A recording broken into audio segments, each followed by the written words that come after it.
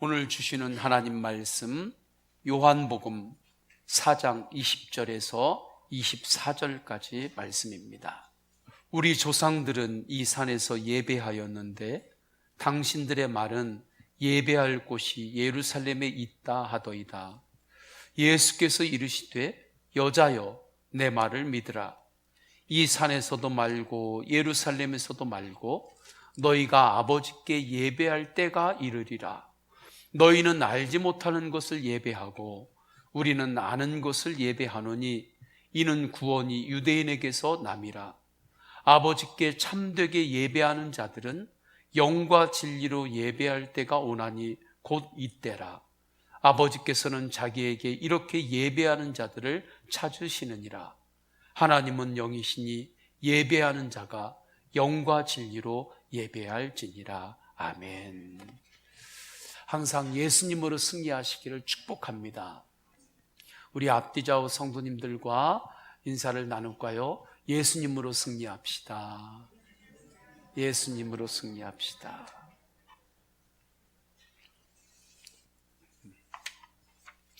위드 코로나 시대가 되었습니다.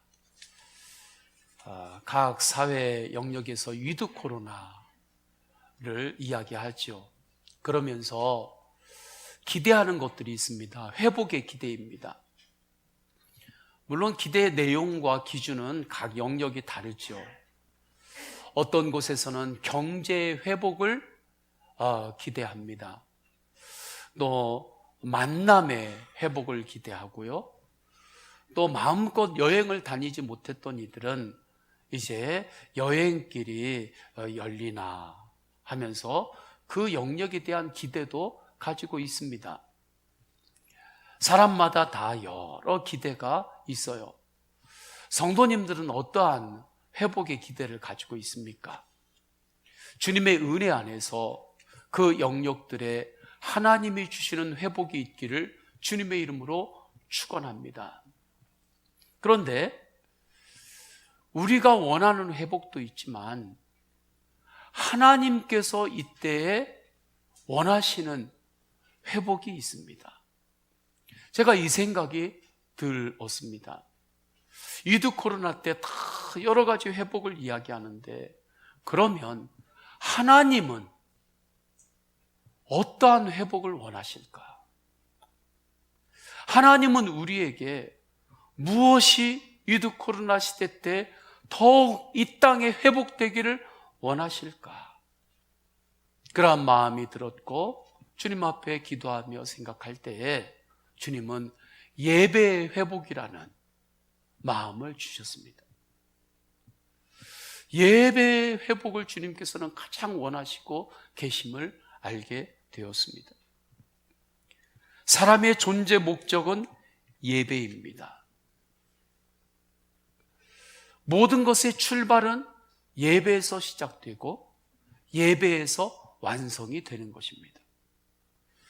이것을 깨달았던 시편 기자는 시편 45편 11절 17절에서 이렇게 말씀해요. 그는 내 주인이시니 너는 그를 경배할지어다. 내가 왕의 이름을 만세에 기억하게 하리니 그러므로 만민이 왕을 영원히 찬송하리로다. 하나님을 예배하라. 만민이 하나님을 찬양할지어다. 인간이 살아가면서 어떤 목적을 가지고 삽니까? 자기 개발이 내 인생의 최종 목적이 아닙니다.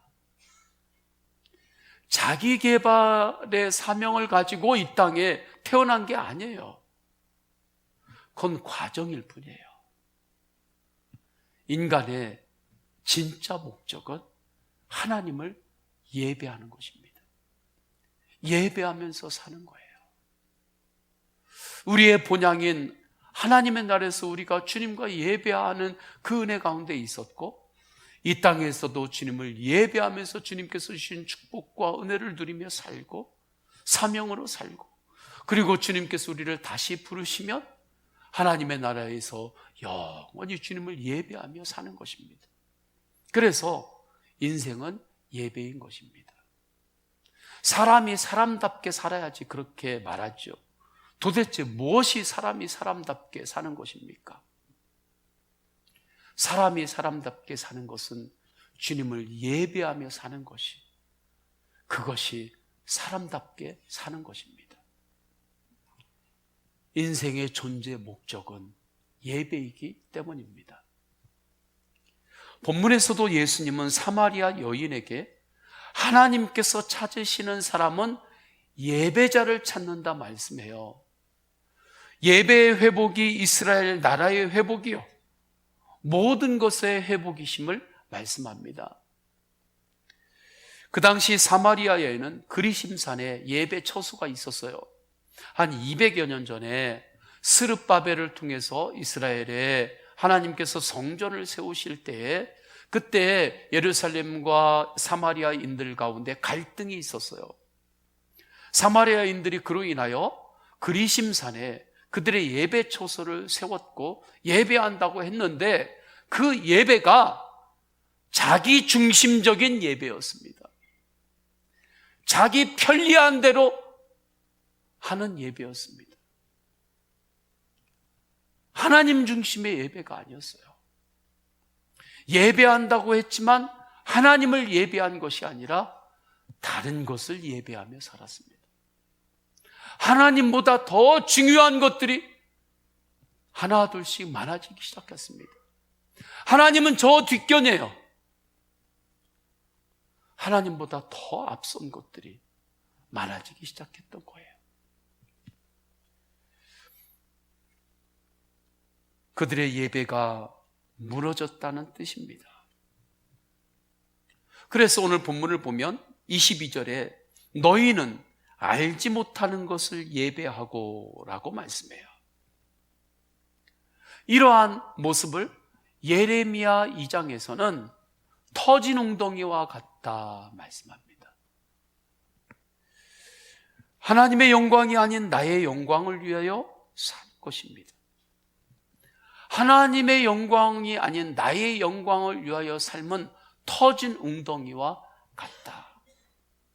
웅덩이를 파는데 아무리 땀을 흘리고 수고하고 그 웅덩이 파는데 재미가 있었을지 몰라도, 웅덩이 파는 재미가 있죠. 일하는 재미가 있잖아요. 그런데 할지라도 하나님의 영광을 위하지 않고 나의 영광을 위하여 그렇게 나아갈 때는 그것은 터진 웅덩이다. 이스라엘 백성들이 그렇게 살았습니다. 사울 왕이 그렇게 살았습니다. 구약의 사울이 왕이 된 이후로 하나님의 영광이 아닌 자기 영광을 위해 살았어요. 그 증거가 예배가 무너지는 것이었습니다. 사무엘 제사장을 통해 드려야 할 예배를 자기 편리한 대로 제물을 하나님께 드렸어요. 그러니까 자기 편한 대로 예배 드리고, 자기 편한 대로 예배를 빨리 해치우고, 그 다음에 자기가 하고 싶은 그러한 전쟁을 빨리 하고 싶었던 것입니다. 자기 이름을 빨리 높이고 싶었던 거예요. 자기 성과를 빨리 내고 싶었던 거예요. 그러니 하나님께서 정하신 사무엘 제사장이 주님 앞에 나와 경건하게 정성으로 예배드리는 그것을 따르지 않았던 거죠. 그 후로 사울 왕은 예배를 끝내 회복하지 못합니다. 그리고 전쟁터에서 비참하게 죽게 되죠. 정말 터진 웅덩이와 같은 삶을 산 것입니다. 사도 바울께서도 인생의 전반부를 이렇게 살았습니다. 그의 삶에는 영과 진리로 하나님을 예배하는 예배가 없었어요. 성령을 의식하면서 드리는 예배가 없었어요. 영으로 예배한다. 이것은 성령을 의식하면서 드리는 예배거든요. 이 예배를 이끄시는 분은 누구십니까? 사회자가 이끕니까? 아니에요. 성령님께서 지금 이 예배를 이끄십니다. 성령님께서 인도하십니다. 성령님을 의식하며 예배하시기를 축원합니다. 진리로 예배한다는 것은, 진리는 예수님이에요. 예수님 바라보며 예배하는 거예요. 사람 보며 예배하지 마세요. 사람 의식하며 예배하지 마세요. 오직 예수님 한 분 바라보며 예배하시기를 축원합니다. 믿음 생활은 사람 보고 하는 거 아니에요. 영향은 있지만 주님 바라보며 믿음으로 사는 거예요. 사도 바울에게는 인생의 전반부에 이것이 없었어요. 예배 말고 나머지는 그에게 다 있었다고 말할 수 있습니다. 사도 바울에게는 지식이 있었습니다. 인적 네트워크가 단단했습니다. 규모가 있는 재정도 있었습니다.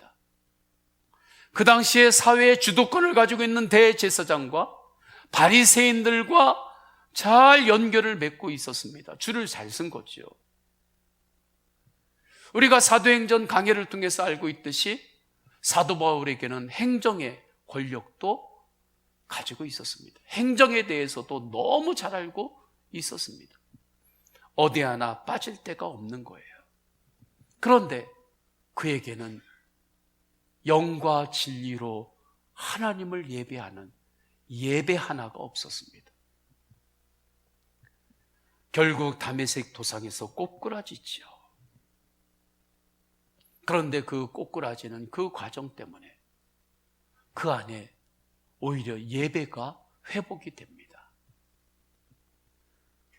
하나님의 살아계심을 알았어요. 하나님은 살아계십니다. 하나님은 살아계세요. 하나님은 무슨 이론이 아니에요. 살아계신 분이에요. 예수님은 부활하셔서 지금도 살아계십니다. 이것을 사도 바울이 다메섹 도상에서 정말 깊이 깨달을 때에 그의 안에 예배가 회복이 돼요. 예배가 삶의 최고 우선순위가 됩니다. 천국과 지옥이 있다는 그 영적 진리에 눈이 활짝 열려요.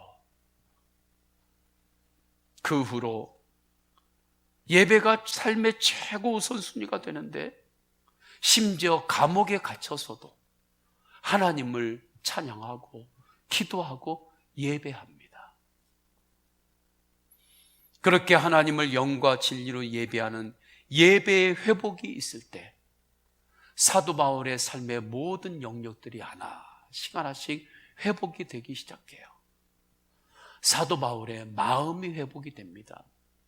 얼마나 사도 바울의 마음이 강팍했고 교만했나요? 그런데 그 마음이 풀어지고 그의 마음 안에 하나님이 주시는 은혜가 채워지기 시작해요. 겸손이 채워지고 마음이 회복돼요. 빗나간 인생의 목적이 다시 바로 잡힙니다. 인간의 존재 목적은 예배입니다. 빗나간 인간의 목적, 사도 바울의 인생의 목적이 바로 잡혀지면서 그가 선교의 눈이 열리죠. 하나님 나라 선교를 위하여 살아갑니다. 그렇게 쓰임 받습니다. 범사에 감사로 삽니다. 박해가 와도 박해보다 주님이 주시는 은혜가 더 컸기 때문에 어려운 가운데도 예수님으로 감사합니다. 그렇게 주님을 찬양하며 평생 감사의 삶을 결정해요. 어떠한 상황에서도 감사를 결론으로 삼고 삽니다. 쉬워서 그런 게 아니에요. 편안해서, 육신이 편안해서 그런 게 아니에요. 예수님을 바라보고 예배가 회복되니까 모든 것을 감사로 결론을 삼을 수 있는 그 은혜가 임한 것입니다. 예배의 회복으로 그의 모든 삶의 영역이 하나씩 회복이 된 거지요. 예배의 회복이 모든 것의 회복입니다. 사람이요 변화의 시대 때 본질을 봐야 돼요. 본질을 질문해야 되고, 영적인 눈을 열어서 뿌리, 본질을 붙잡아야 하는 거예요. 위드 코로나 시대가 새롭게 된다고 지금 사회가 여러 가지로 이야기하고 막 할 때, 그때 영적인 본질을 붙잡으세요. 하나님이 이 땅을 향하여 가장 원하시는 회복은 예배의 회복입니다. 요나에 관련된 말씀을 보십시오. 요나의 삶에는 불순종이 있었어요. 불순종을 했는데도 이상한 건 살만한 거예요. 불순종을 하고 배를 탔는데 그때 순풍이 불었다 말씀합니다. 그러니 살만한 거죠. 하나님을 떠나서 사는데 왠지 사는 게 그런 대로 괜찮아요. 그런 대로 살만한 거예요. 하나님을 떠나서 사는데도 괜찮네, 하나님을 떠나서 살아도. 그런데 언제까지 그렇지는 못하지요. 풍랑이 일게 됩니다. 요나가 풍랑에 던져지고 큰 물고기 뱃속에 들어가죠.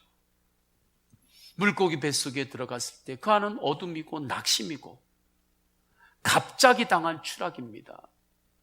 그런데 요나가 그 물고기 뱃속에서도 고독했지만, 외로웠지만 주님을 바라보고 외로운 예배라도 드립니다. 고독한 예배라도 드립니다.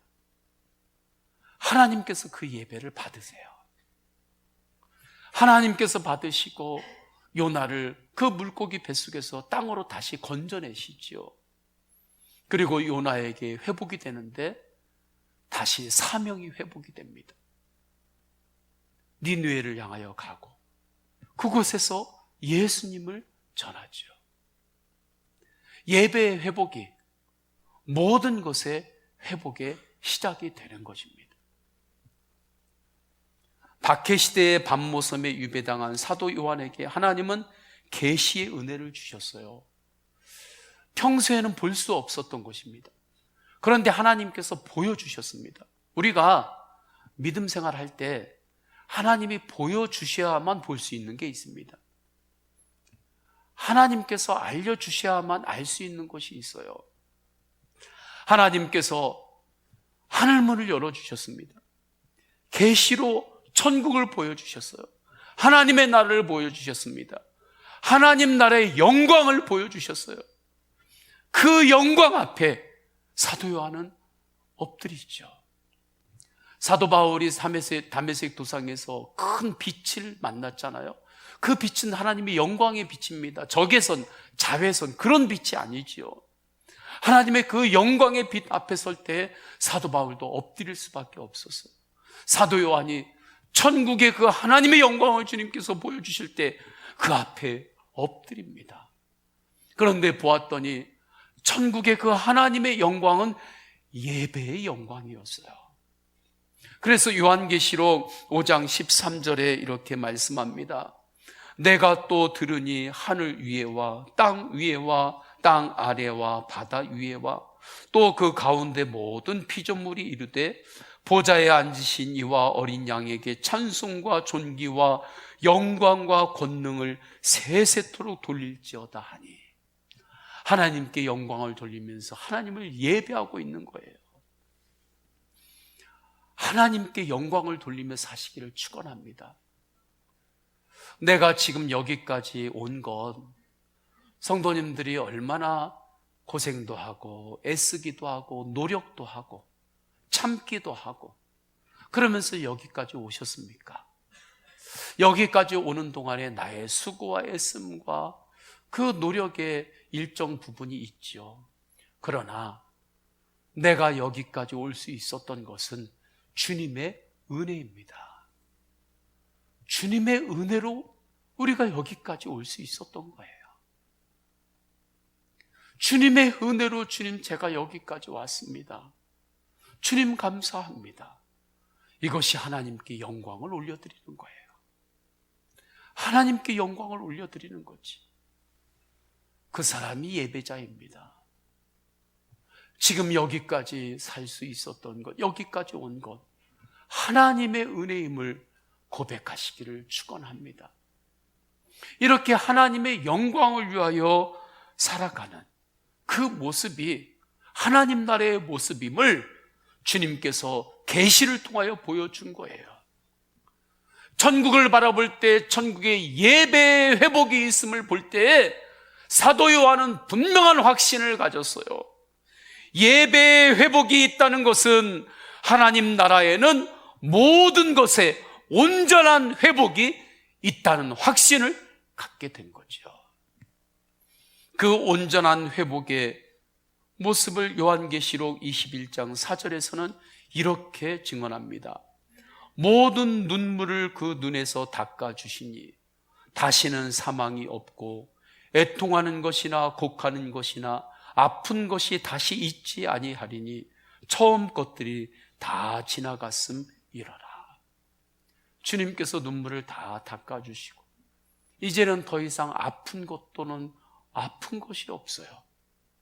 주님께서 주시는 부활의 몸으로, 지금 이 육신의 몸 말고 주님께서 주시는 부활의 몸으로 천국의 정원을 거닐면서 주님이 주시는 그 생명수 강가에서 믿음의 선진들과 베드로와도 이야기하고 웃고 사도 바울 사도하고도 이야기하면서 웃고 그렇게 하나님의 나라에서 사는 거죠. 사도 요한과 초대교회 성도들은 이 하나님 나라의 온전한 예배 회복을 보았을 때 이 땅에서의 어려움, 박해, 이것을 이길 수 있었어요. 천국 소망으로 흔들리지 않는 소망으로 이 땅에서 어려움 가운데서도 그 박해 가운데서도 주님을 바라보며 감사하고 찬양하고 그렇게 살았던 것입니다. 그렇게 승리한 거예요. 이것이 믿음 생활이에요. 마틴 루터 목사님을 통해서 하나님께서 종교개혁을 이루셨잖아요. 제가 내주는 강한 성이요, 이 찬양을 말씀을 많이 나눕니다. 왜냐하면 저는 이렇게 있다가 갑자기 이 내주는 강한 성이요, 이 찬양이 흥얼거린다고 하죠. 그렇게 이렇게 나와요. 제 목양실에 있다가도 이렇게 내주는 강한 성이요, 이렇게 그냥 갑자기 이 찬양이 나오고, 또 차를 운전할 때도 내주는 이 찬양이 이렇게 고백되어질 때 제 안에 주시는 위로와 하나님이 주시는 그 풍성한 그 소망이 있어요. 종교개혁은 계란으로 바위를 치는 거예요. 그건 인간적으로는 불가능한 일이었어요. 될 수가 없는 일이었습니다. 되지를 못하는 일이에요. 그래서 마틴 루터 목사님이 종교개혁을 할 때 감옥에 갇히시거든요. 그 감옥 안에서 낙심하면서 다 포기하려고 했어요. 정말 다 포기하고, 안 되는 걸 어떻게 해요? 좋은 건 알지만 안 되는 걸 어떻게 해요? 그래서 다 포기하려고 했어요. 그런데 그때 하나님께서 그분 안에 은혜를 부어주셨어요. 예배 회복을 더욱더 부어주셨어요. 네 믿음을 부어주셨어요. 그래서 루터 목사님이 작사 작곡하면서 찬양하고 예배했던 찬양이 가사가 내 주는 강한 성이요 방패와 병기 되시니 큰 환난에서 우리를 구하여 내시리로다. 옛 원수 마귀는 이때도 힘을 써 모략과 권세로 무기를 삼으니 천하에 누가 당하랴. 내 힘만 의지할 때는 패할 수밖에 없도다. 힘 있는 장수 나와서 날 대신하여 싸우네. 이 장수 누군가? 주 예수 그리스도 만군의 주로다. 당할 자 누구랴. 반드시 이기리로다. 예수님 바라보며 영과 진리로 예배하며 이긴 것입니다. 주님께서 도우신 거예요. 오직 주님을 바라보며 찬송하고 예배할 때 담대함을 주셨습니다. 내 힘만 의지할 때는 패할 수 없으나 주님을 의지하면 반드시 이긴다는 믿음으로 승리했습니다. 정말 믿음대로 되었죠. 주님을 향한 예배의 회복이 모든 것을 회복시키는 불꽃이 된 것입니다. 다른 것 다 갖추어도 그 안에 예배가 없으면 헛되고 헛된 인생이 됩니다. 땅을 치고 후회하게 됩니다. 마지막 때 다른 것이 부족해도 예배가 회복되면 주님께서 일하십니다.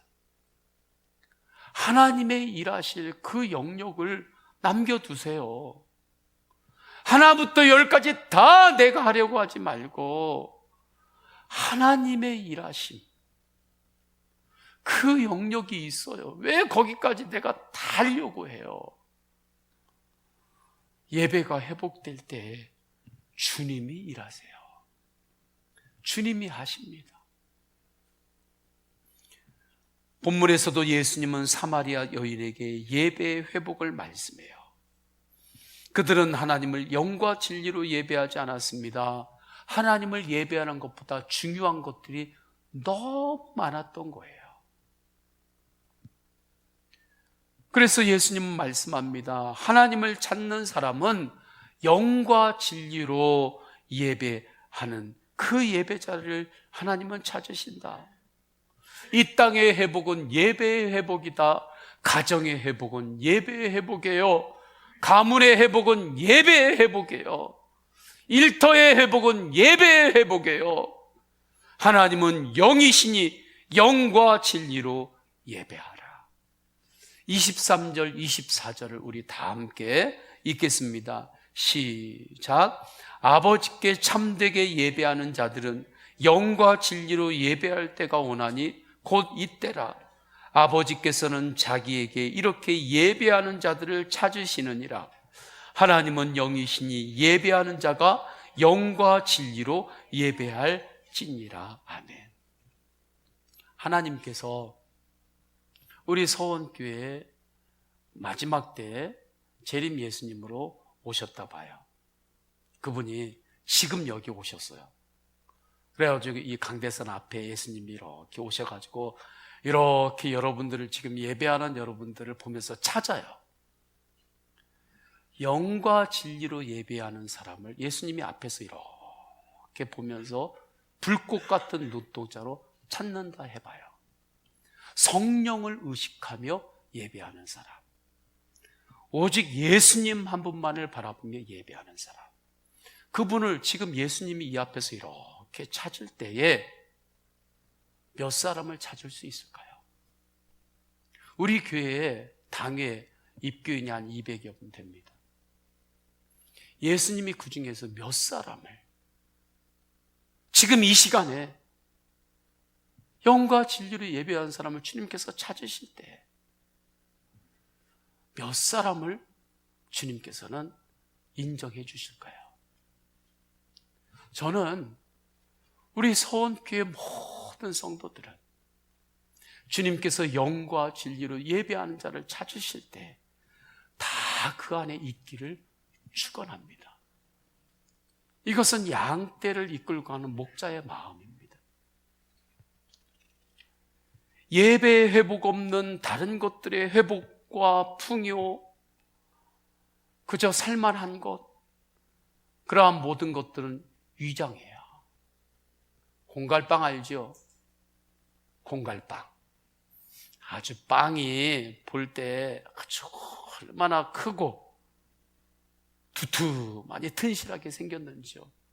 저가 빵 하나만 먹으면 배가 든든하겠다 해가지고 그 빵을 사가지고 탁 잡아 입에 댔는데 그 안에는 완전히 텅 비었죠. 아주 그냥 겉에만 그냥 빵인 거예요.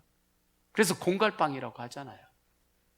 그래도 공갈빵은 빵이니까 재미로라도 사서 먹기도 하고 그렇게 하기도 하잖아요. 팔리기도 하고.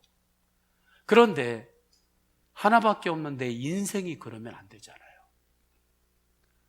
우리의 인생이 그러면 안 되잖아요. 내 안에, 내 중심에 예수님으로 채우세요. 할렐루야. 내 중심에 예수님이 아닌 다른 것들로 다 채워놓으면 마지막 때 주님 앞에 섰을 때에는 공갈빵이에요.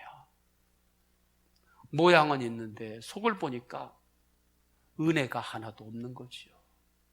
말씀이 없는 거지요. 십자가가 없는 거지요. 부활이 없는 거지요. 영과 진리로 주님을 예배하시기를 축원합니다. 영과 진리로 주님을 예배한다는 것, 성령님을 의식하며 예배하는 거예요. 내 힘으로 예배하는 게 아니에요. 주님을 바라보며 예배하는 거예요. 내가 예배를 열심히 한번 잘 들어봐야지 그게 아니에요. 예수님을 바라보며 예배하는 거예요. 예수님께 나를 드러내며 예배하는 거예요. 회개할 게 있으면 주님 앞에 회개하며 예배하는 거예요. 잘못한 것이 있으면 잘못했다고 인정하며 예배하는 거예요. 기도 제목이 있으면 주님 앞에 그 소원을 아뢰며 예배하는 거예요. 그것이 영과 진리로 예배하는 것입니다. 사람 보지 마시고 예수님 바라보며 신앙생활해요. 사람이기 때문에 사람 보고 신앙생활하는 것, 그 영향권에서 벗어날 수는 없지만, 그러나 교회는 사람 보고 다니는 거 아니에요. 예수님 바라보고 오직 주님만 바라보고 교회는 다니는 거예요. 믿음 생활하는 거예요. 그렇다면 영과 진리로 예배하는 사람에게 나타나는 특징은 무엇입니까? 예배를 내 인생 최고의 가치로 삼는 것입니다. 웨스터민스터 소요리 문답 제1항, 사람의 제일 되는 목적은 무엇인가? 사람의 제일 되는 목적은 하나님을 영화롭게 하고 하나님을 영원히 즐거워하는 것이다. 예배만큼 기쁜 것이 없어요. 죄인이 하나님을 예배할 수 있는 세상의 그 어떤 기쁨보다 예배의 기쁨이 가장 큰 기쁨입니다. 영과 진리로 예배할 때 영혼이 살아요. 예배하지 않으면 영혼이 영양실조 걸려요. 육신이 아무리 풍채가 되어도 안 먹으면 영양실조 걸리잖아요. 우리가 지금 마스크 쓰고 입을 닫고 있지만 육신의 입은, 그러나 우리가 예배할 때 내 안에 있는 영혼은 입을 벌려서 하나님이시는 은혜, 주님이 주시는 살과 피, 그 은혜를 지금 받아 먹고 마시고 있는 중이에요. 그렇게 예배할 때 그래서 내 영혼이 사는 것입니다. 소망이 생겨요. 아브라함이 왜 하나님이 주시는 축복으로 살았을까요? 가는 곳마다 먼저 하나님께 예배를 드렸기 때문입니다. 심지어 아들 이삭을 바치라고 할 때에도 주님께 아들을 맡기며 예배했어요. 내 인생의 최고 가치가 예배인 것을 주님께 보여드렸죠. 저는 우리 성도님들이 내 인생의 최고 가치가 예배입니다, 이것을 좀 하나님께 보여드리시기를 바랍니다. 좀 내 믿음을 하나님께 보여드려야 돼요. 좀 그런 것도 있어야 돼요. 아브라함이 아들 이삭을 하나님께 바치며 예배했어요. 맡기며 예배했어요. 어떤 이들은 아브라함이 아들을 사랑하지 않아서 그런 거 아닌가? 아니에요. 아브라함은 아들을 사랑했기 때문에 하나님께 맡기며 예배한 거예요. 우리가 아이들을 키울 때 유치원, 영화원, 학교를 이렇게 보낼 때 소문도 듣고 이것저것 알아보고 좋다고 하는데 어쨌든 아이를 맡기려고 하잖아요. 밥 먹이는 거나 간식이나 어떻게 먹이는지 그런 것들 다 좀 들어보고 좋다고 하는 곳에 아이를 맡기잖아요. 그럼 유치원에 아이를 맡길 때 사랑이 없어서 아이를 유치원에다 맡기는 건가요? 아니죠. 정말 아이를 사랑하기 때문에 어떻게든지 좋은 유치원에 아이를 맡기려고 하는 거잖아요. 아브라함이 아들을 하나님께 제물로 드린 것은 아들을 정말 사랑했기 때문에 하나님께 아들까지도 맡기며 예배한 것입니다. 이것이 예배예요. 이 시간에 우리 성도님들에게 무엇이 중요한가요? 그것을 주님께 맡기세요. 미래가 중요한가요? 진로가 중요한가요? 주님께 맡기며 예배하세요. 주님께서 가장 선한 길로 인도하세요. 예배의 회복이 모든 것의 회복입니다. 어떠한 상황이든 예배하는 사람은 살아요. 예배가 행복입니다. 예배가 소망이에요.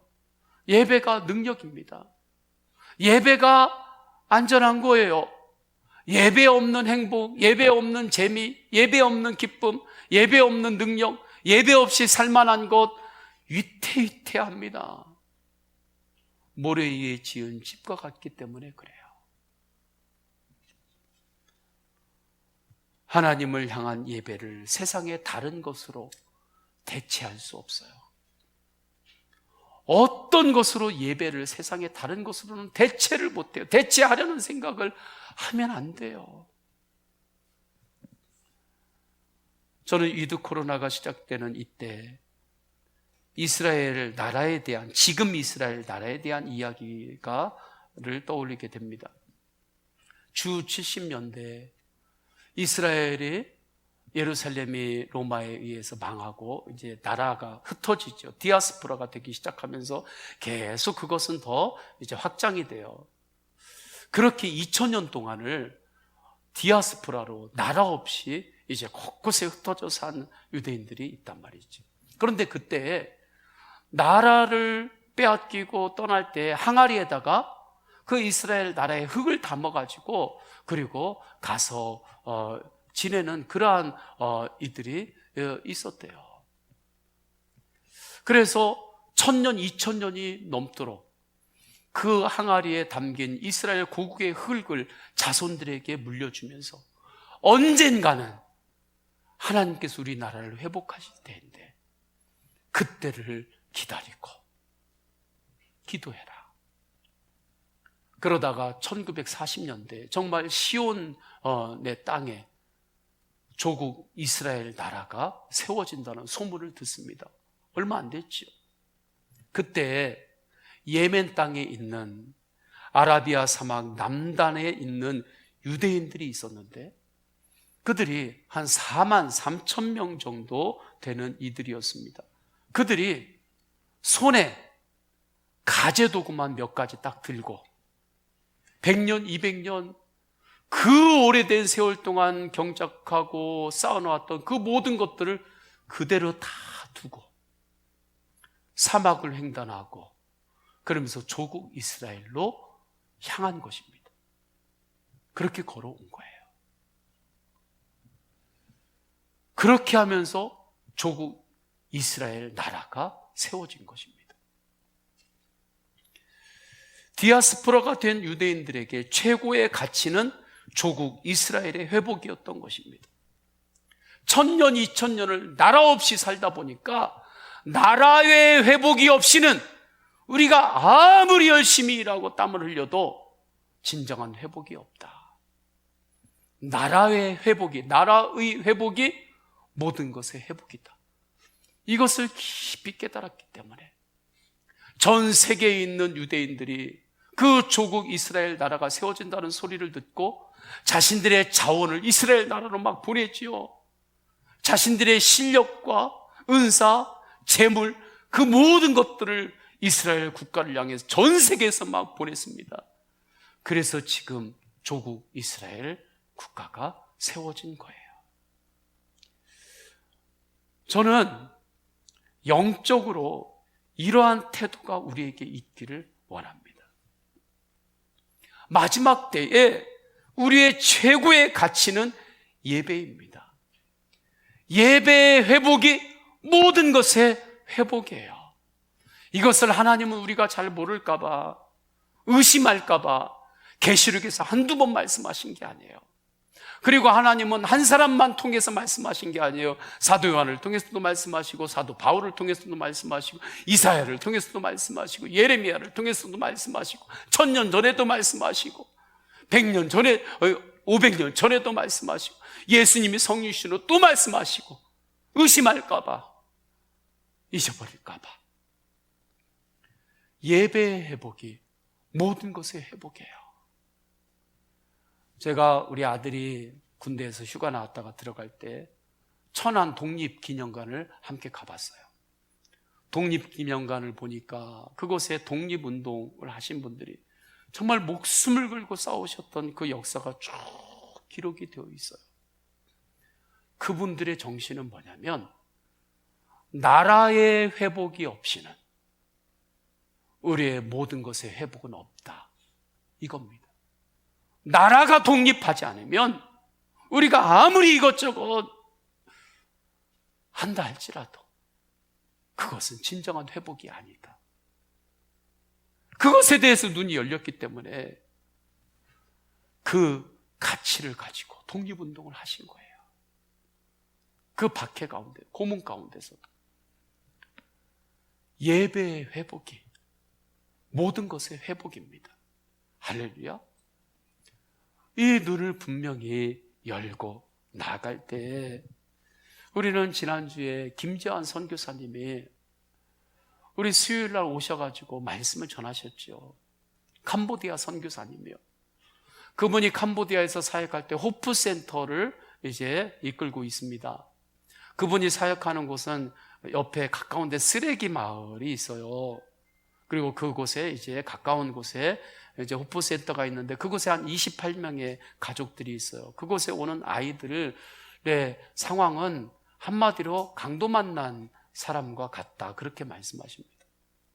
다 이야기할 수는 없지만 그 가운데 어느 날 고아가 된 4명의 형제 자매들이 이렇게 그곳에 오기도 하고. 그런데 그 내용들을 우리가 다 이야기할 수는 없지만, 그 28명의 그 호프센터의 아이들, 사람들이 함께 살아갈 때 목사님이 이야기하는 것은 하나라고 하잖아요. 하나님께 예배해야 된다. 매일 하나님께 예배하는 것, 이것 하나만 지키면 나머지는 너희들이 어떻게 하든지 다 괜찮다. 그런데 놀라운 것은 그들이 하나님 앞에 예배하면서 자라는데, 지금까지 받았던 그 상처들이, 그 방어하는 기제들이 다시 열리게 되고 회복되고 희망으로 자라게 되고, 그들이 주님의 영광을 위하여 살고 간호사가 되고, 그렇게 그들이 성장한다고. 선교사님이 하신 말씀은 뭡니까? 예배를 최고의 가치로 삼고 살라. 다른 것은 좀 못해도 괜찮다. 그런데 결국의 승리는 예배를 통해서 승리하는 거지. 그것을 선교사님이 지난 수요일 날에 간증을 하셨던 것입니다. 예배의 회복이 모든 것의 회복이에요. 위드 코로나 시대 때 어떤 회복을 기대하고 계십니까? 무엇보다 예배의 회복, 영과 진리로 예배하는 예배의 부흥이 우리 교회에 강력히 일어나기를 원합니다. 예배할 때 주님의 마음으로 볼 수 있게 돼요. 사도 바울이 자기가 잘 본다고 했는데 두 눈에 비늘이 덮여놓고 보고 살았던 거예요. 근데 예수님 만나고 예배가 회복될 때 두 눈에 비늘이 뚝 떨어지고 보니까 다시 보이는 거예요. 다시 보이는 거죠.